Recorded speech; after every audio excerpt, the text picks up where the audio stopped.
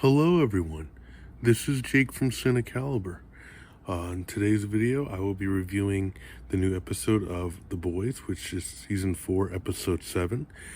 So guys, this is my 5th review on this TV series, and if anyone wants to catch up on my reviews for this show, there will be some links in the description below of this video for that. Also, this is one of my most anticipated shows of the 2024 year. If you guys want a more detailed analysis of what those shows are, there will also be a link in the description of the video for that as well. So guys, right from the get-go, this episode arguably is one of the best episodes yet, as I see all the character arcs kind of coming together into this episode. And we touch upon a bit of everyone in this episode so far that we've kind of explored in the season. And it looks like it's all building up to what looks to be an explosive season finale. So we're going to get into it here. But first, I'm going to do a recap of some of the events from episode 6. So basically, in that episode, the boys and members of the Seven, they were at a party hosted by Tech Knight, and multiple things basically went down at the party. One of them was Huey.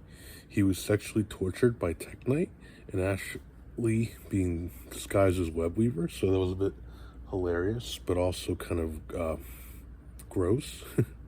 During the mission, he also had a panic attack, which called for A-Train to have to bring him to a hospital, where he then had kind of like a moment of heroics when a boy catches him, saving I thought that was a pretty significant moment. Also, at the party, Homelander, Sister Sage, and Newman were using the party to get members of Congress to join their side, as Homelander intends to use Newman's power as president to basically establish his own kind of rule. The things kind of go awry too with Sage, though, when she gets shot in the head by and this kind of embarrasses Homelander, which then Firecracker kind of takes advantage of and begins to kind of poison Homelander against Sage. And she also tempts him with this like breast milk scene, which Homelander basically happily goes for. Then we also have the Deep and Noor, who are left behind during this whole party, and they both are basically talking about seizing the moment, which does occur in this latest episode.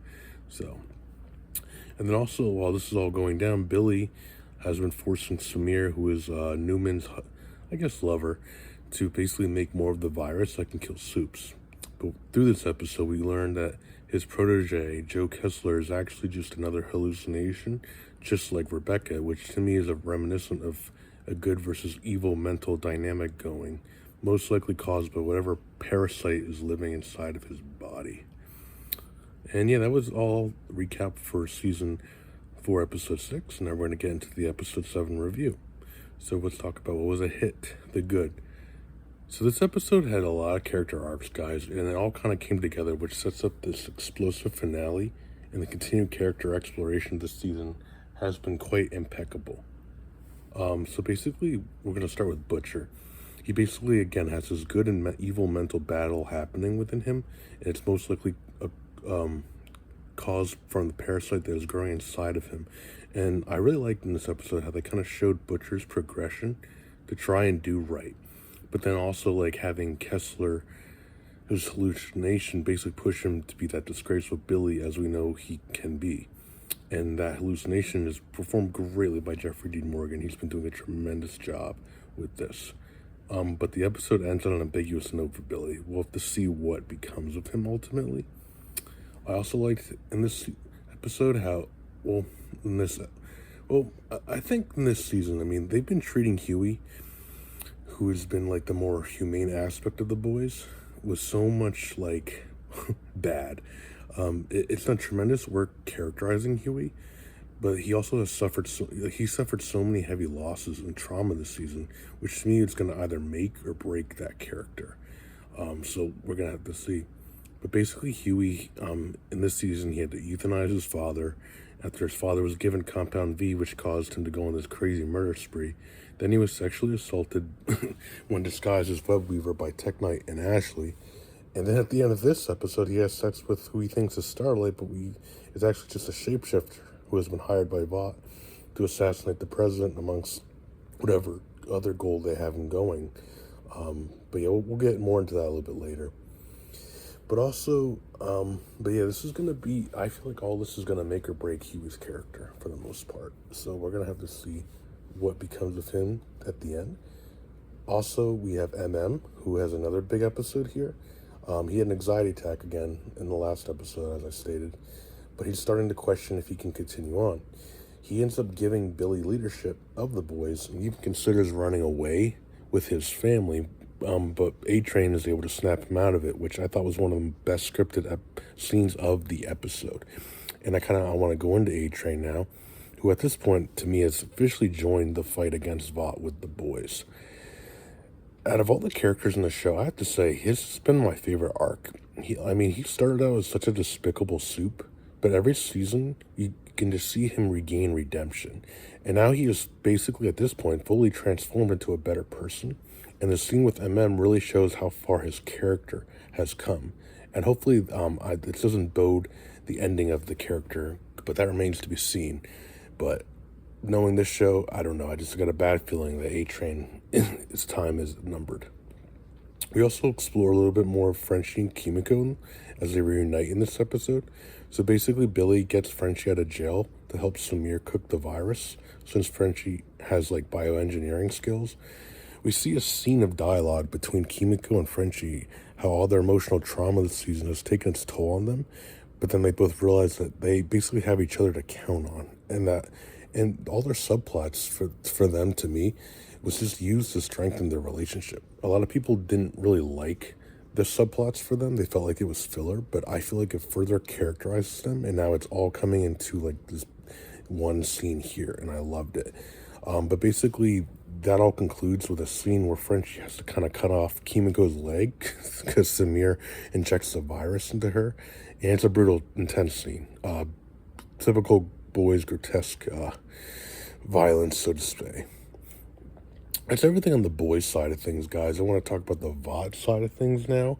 So on the Vought side of things, Homelander is continuing to pursue the mole in his ranks. After Tech Knight's murder, he realizes that the mole is still out there, and Firecracker kind of takes advantage to kind of woo him to her side. She ultimately manipulates Homelander in this episode to get rid of Sage once and for all, who we find out actually knew A-Train was the mole all along and had been playing the boys this whole time by basically having A-Train plant false information to them for some sinister plan she had cooked up. We don't even know what that plan is yet, but regardless, Homelander's fed up with her. He fires her, so we're going to have to see what's going to happen with Sage, ultimately. It's some crazy stuff there. And then also, guys, both the Deep and Noor, they have really big roles this episode. First off, the Deep has this really weird, surprisingly emotional scene with his octopus. She basically calls him out for having an affair with Sage, and it ends up with Deep killing the octopus for questioning him. It's a bit sad and tragic, and it's just kind of crazy. He's such an insignificant character, but this scene really got to me. It was like he really just killed the one thing he supposedly loved for someone else who really was just using him. But yeah, a bit despicable. But basically, the big moments for Deep and Noor are when they're tasked with killing the boys once and for all. It ends in this really great fight sequence between Noor, the Deep, and then they face against Billy and Starlight. Basically through this fight, though, they're ultimately defeated thanks to and A-Train saving them at the last second. But they're not dead. They basically are just bruised, but they live to fight another day. So we have to see what is going to happen to them at the end of the season as well. Then I also wanted to talk about Newman. Huey basically tries to express to her humanity in this episode, but to no avail. But let me say, Newman continues to be an interesting character. I honestly do like her. She really isn't, like, I don't know if you can really consider her a villain. She is, but she's not. Like, despite her being one of the main antagonists of this season, you can see she is clearly doing all this for her family and really has no side against Vought or the boys, but just to herself, which I can respect because, family is everything. And, she's just doing what she needs to survive. So, we'll have to see what becomes of her as well. And then finally, guys, I just wanted to go over the shapeshifter.